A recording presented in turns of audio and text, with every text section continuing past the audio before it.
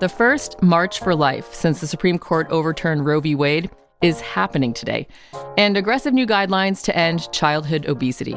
That's some of what we'll get to on The 7 from The Washington Post. I'm Christina Quinn. It's Friday, January 20th. Let's get you caught up with today's 7 stories. First up, the head of the CIA had a secret meeting with Ukraine's president. The Post reported that William Burns traveled to Kyiv last week to share U.S. intelligence with Volodymyr Zelensky about Russia's next steps in Ukraine. Now, this high-level visit comes at a critical point in the war. Ukraine is getting ready for a major counteroffensive while Russia is attacking the eastern city of Bakhmut. Military analysts expect that an uptick in fighting this spring could determine the war's trajectory. At number 2, the 50th March for Life will be held today in Washington, D.C. The event began as an annual abortion protest held right around the anniversary of the Supreme Court's 1973 Roe v. Wade decision. Today's March for Life is the first since the Supreme Court struck down that decision, which got rid of the constitutional right to an abortion. That has shifted the focus of anti-abortion protesters away from the court to Congress. They're changing the route of the march to go past the U.S. Capitol. That's a nod to their calls for lawmakers to pass a national abortion ban.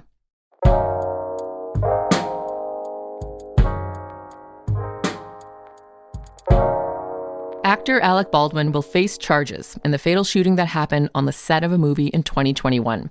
That's our third story. Baldwin had been rehearsing a scene in New Mexico for a movie called Rust. He fired a prop gun that had somehow been loaded with live ammo, killing cinematographer Helena Hutchins. Prosecutors announced yesterday that Baldwin and an on-set armorer will be charged with 2 counts each of involuntary manslaughter. The development could lead to prison sentences.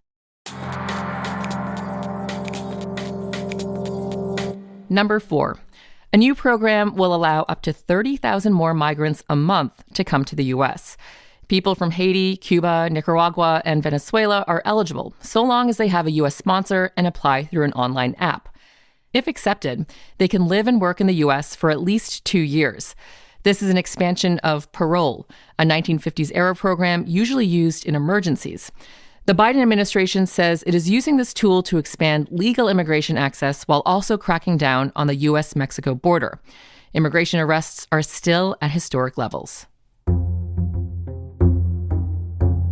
And number 5, David Crosby, the legendary singer-songwriter, has died.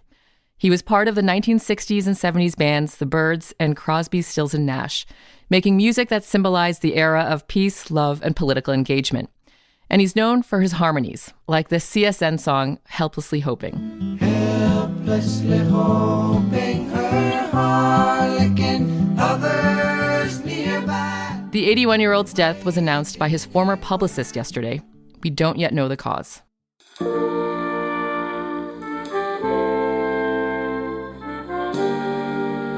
At number 6, there's a backlash against new treatment guidelines for childhood obesity. In new guidelines released last week, the American Academy of Pediatrics urged therapy for children as young as 6, weight loss drugs for kids, and even surgery for teens as young as 13. Experts say the old approach, which focused more on healthy lifestyle training, didn't work, with over 80% of childhood obesity cases carrying on into adulthood. But people are worried about the potential consequences of putting millions of children on drugs or under the knife.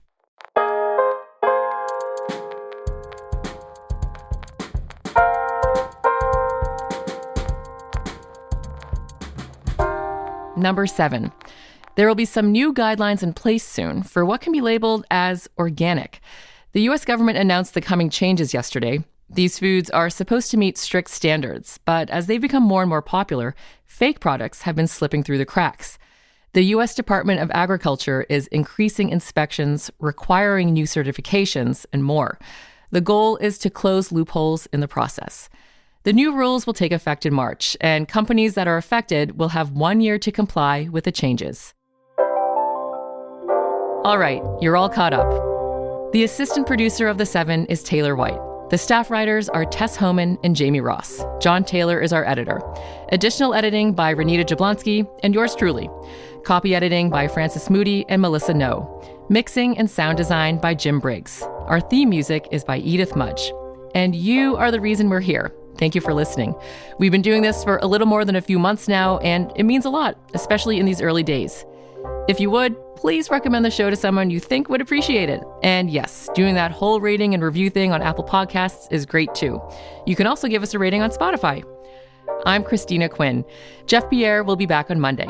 Have a wonderful weekend.